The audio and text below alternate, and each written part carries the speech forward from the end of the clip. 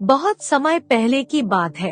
एक बार गिद्धों का झुंड उड़ता उड़ता एक टापू पर जा पहुंचा। टापू समुद्र के बीचों बीच था। गिद्धों के खाने के लिए वहाँ बहुत अच्छा इंतजाम था। वहाँ ढेर सारी मछलियाँ, मेंढक और समुद्री जीव थे। इस प्रकार गिद्धों को वहाँ खाने पीने को कोई कमी नहीं थी। सबसे अच्छी बात ये थी कि वहाँ गिद्धों का शिकार करने वाला कोई जंगली जानवर भी नहीं था। गिद्ध वहाँ बहुत खुश थे। इतने आराम का जीवन उन्होंने पहले देखा नहीं था और ना ही उम्मीद भी की थी। उनमें से कुछ जवान गिद्ध तो ये भी कहते थे कि आने वाले जीवन में भी यहाँ के अलावा कहीं भी इतने आरामदायक जीवन की कल्पना भी नहीं की जा सकती। उस झुंड में अधिकांश गिद्ध युवा थे। वे सोचने लगे कि अब जीवन भर इसी टापू पर रहना है, यहाँ से कहीं नहीं जाना, क्योंकि इतना आरामदायक जीवन कहीं नहीं मिलेगा। और ये सोचकर उन्होंने वहीं रहने का फैसला किया। लेकिन उन सब के बीच में एक बूढ़ा गिद्ध भी था। वह जब युवा गिद्धों को देखता तो चिंता में पड़ जाता।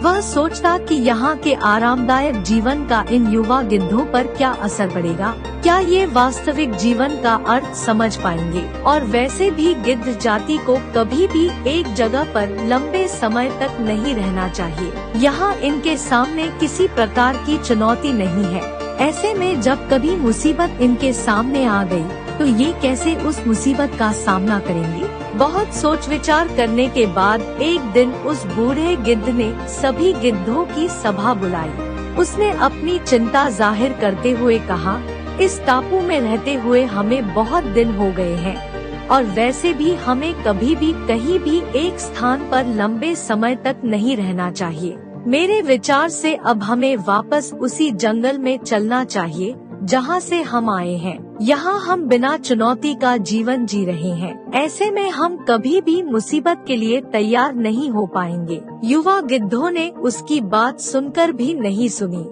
उन्हें लगा कि बढ़ती उम्र के असर से बूढ़ा गिद्ध सठिया गया है, इसलिए ऐसी बहकी बहकी बातें कर रहा है। फिर सभी युवा गिद्ध ने अपनी अलग सभा बुलाई और उस सभा में निर्णय लिया गया कि वो सब उस टापू की आराम की जिंदगी छोड़कर नहीं जाएंगे। ये बात उन युवा गिद्धों ने उस बूढ़े गिद्ध से कह दी। बूढ़े गिद्ध ने उन्हें समझाने की बहुत कोशिश की।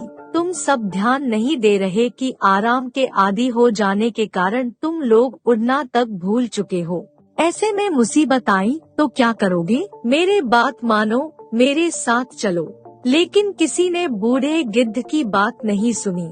बूढ़े गिद्ध के बार बार समझाने पर भी जब युवा गिद्ध नहीं माने तब बूढ़ा गिद्ध अकेला ही वहाँ से चला गया। बूढ़ा गिद्ध वही अपने पुराने जंगलों में जाकर रहने लगा। जब बूढ़े गिद्ध को उस टापू से आए कुछ महीने हो गए तब उस बूढ़े गिद्ध ने सोचा कि चलकर टापू पर रहने वाले गिद्धों का हाल चाल पूछा जाए। तब वह एक दिन उड़ता उड़ता उस टापू पर जा पहुँचा। टापू पर जाकर उसने देखा कि वहाँ का नजारा बदला हुआ था। जहाँ देखो वहाँ गिद्धों की लाशें पड़ी थी। कई गिद्ध लहूलुहान और घायल पड़े थे। तब हैरान बूढ़े गिद्ध ने एक घायल गिद्ध से पूछा, ये क्या हो गया? तुम लोगों की ये हालत कैसे हुई?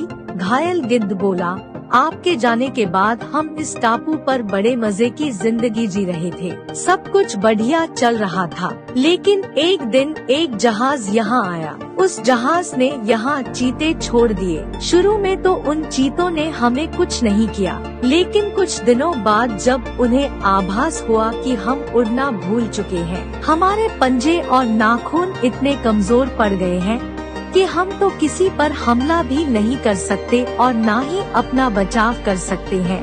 तो उन्होंने हमें एक एक करके हमें मारकर खाना शुरू कर दिया। इसी कारण से हमारी ये हालत हुई है। शायद आपकी बात न मानने का फल हमें मिला है। काश तब हमने आपकी बात मान ली होती और हम आपके साथ टापू छोड़कर चले गए होते तो आज हमारा ये हाल ना होता। ऐसा कहते कहते उस गिद्ध के भी प्राण निकल गए। तो मित्रों, इस कहानी से हमें यही सीख मिलती है कि अगर हमारे जीवन में चुनौतियाँ नहीं है तो हमें खुश होने की बजाय सचेत हो जाना चाहिए और उस आरामदायक जीवन को छोड़कर बाहर निकलना चाहिए।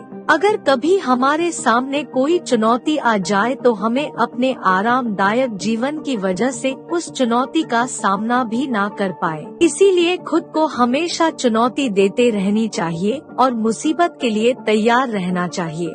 जब तक आप चुनौती का सामना करते रहेंगे, आगे बढ़ते रहेंगे। आज की कहानी में इतना ही। मिलते हैं अगली वीडियो में एक नई कहानी के साथ। तब तक के लिए राधे राधे।